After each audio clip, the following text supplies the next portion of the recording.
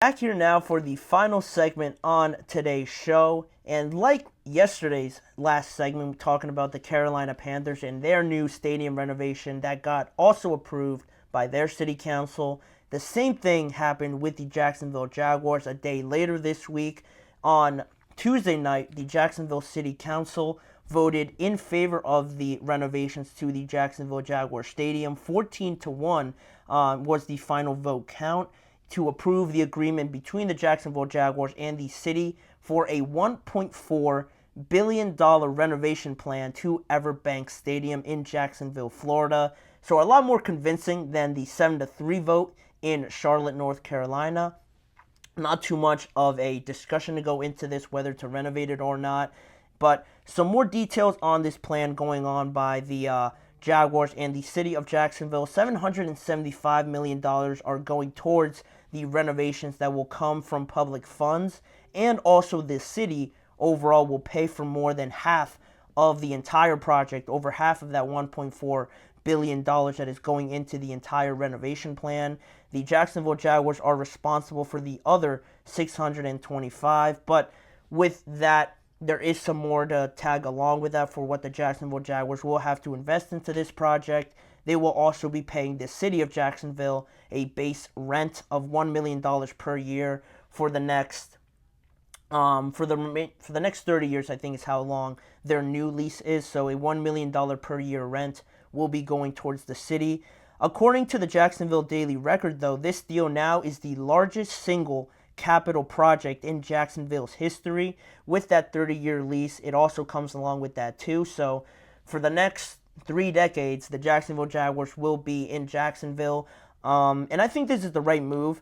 There was a little bit of doubt and just some debate about the renovations to not Jacksonville, to Charlotte's renovations to the Panther Stadium because of their bad relationship with their owner, David Tepper, and arguing that he should be paying more towards their project. But there doesn't seem to be any ill feelings towards the Jags owner and their organization on anything that they've done in the past or anything that the city doesn't align itself with. So they all seem to be in good spirits about this, having the Jaguars in Jacksonville. I know there was those rumors, those talks about them maybe being a London-based team or the NFL just having a team there overall.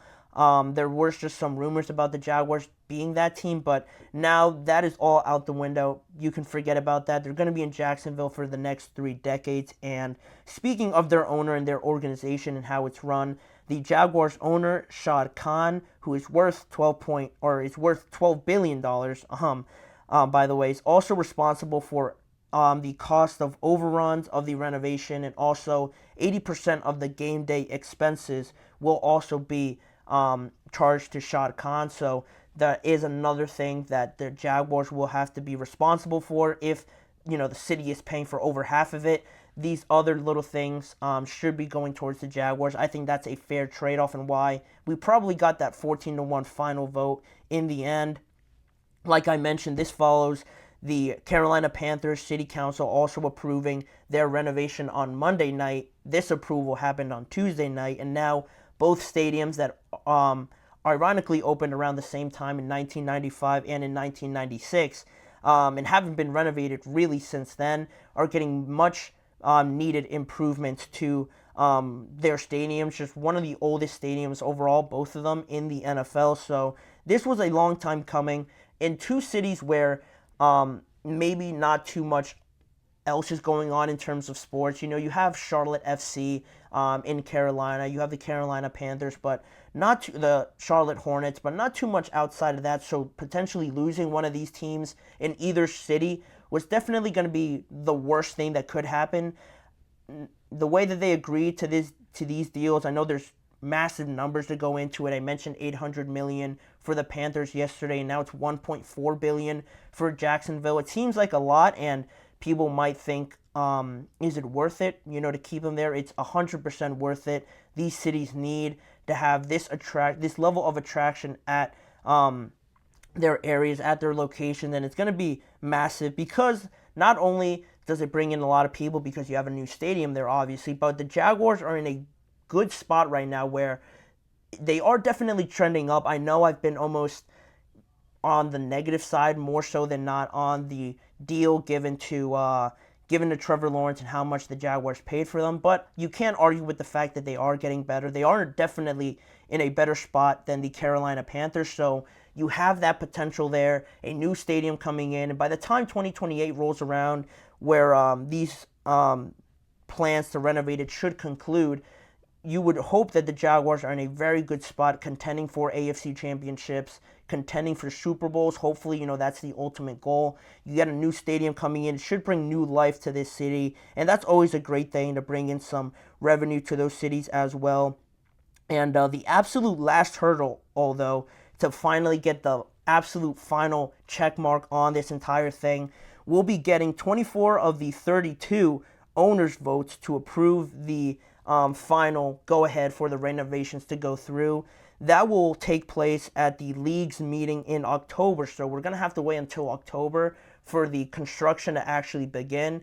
But I don't see why there would be a problem with this. Usually these get accepted more often than not. 24 out of 32 does seem a little high, but again, I don't see why this would be held up at the owners' meeting. We're just going to have to wait a little bit longer for that to get going. And once it does get going, like I anticipated, the construction is scheduled to start after the team's 2025 season and will conclude in 2028.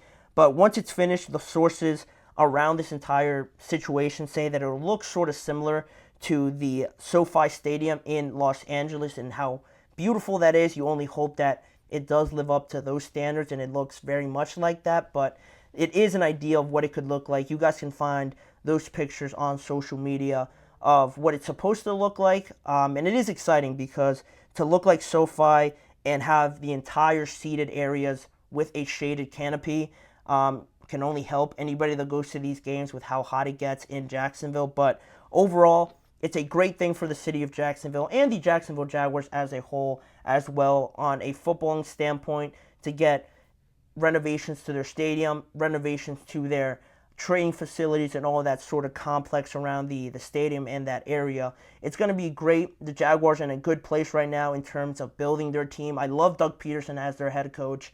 Trevor Lawrence, say what you want about that contract. He has proven to the Jaguars at least that he could be their franchise quarterback, so you can only hope that that works out for them. I have my doubts right now, but I'd love for them to prove me wrong and for this to be a glowing, booming city in a few years from now, and with a new stadium having the same level of success on the field should be something that the Jaguars are aiming for. They're in a good spot right now, but a lot could happen from now until 2028. But that is the latest on the Jaguars and getting the approval from the Jacksonville City Council on these renovations. And with that being said, that'll do it for today's episode of the GSMC Chip Shot Football Podcast.